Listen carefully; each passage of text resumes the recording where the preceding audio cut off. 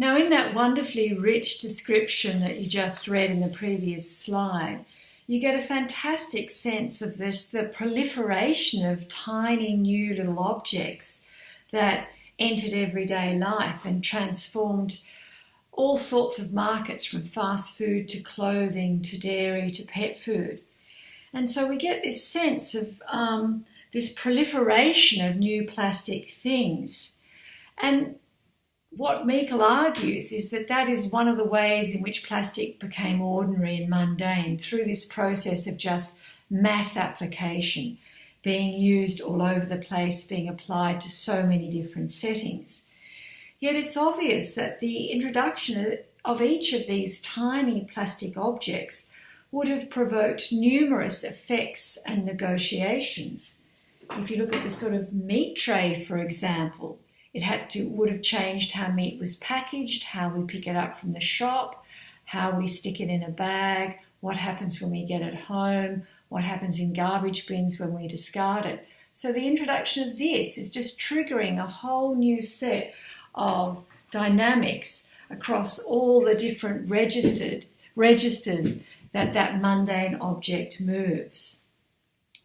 So what's missing in Meikle's analysis is attention to the processes of ontological enactment, or the ways in which plastic actually provoked new practices, new economic organisation, provoked new worlds, and how these were established through repetition, and how they were sometimes and quite often contested.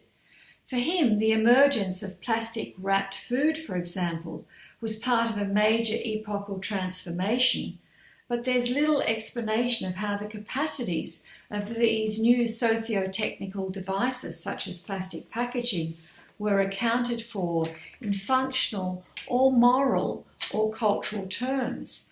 How did these ephemeral plastic things come to be seen as practical, better than what was used before, normal, and good?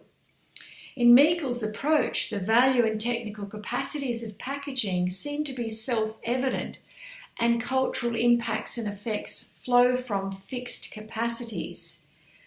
The problem with this mode of analysis is firstly that cultural impacts appear to exist independently of technical enactment rather than being thoroughly entangled with it, as STS shows us with the whole concept of the socio-technical. And the second problem is that politics in Meikle's analysis are implicitly framed as a human reaction to a new reality, rather than imminent to the emergence of a new world. Meikle's approach implicitly frames politics as effects that humans and institutions have to manage, rather than as something that's embedded in and emergent to the construction of new ontological realities. So when we're trying to figure out what counts about this new material, what's going to come to matter about it, that is a process of ontologically situating it in the world, and that's always a political process. And this leads me to my second point. What does it mean to say that we are governed through technical objects? And how does this approach allow us to understand the ways in which plastic has come to govern us?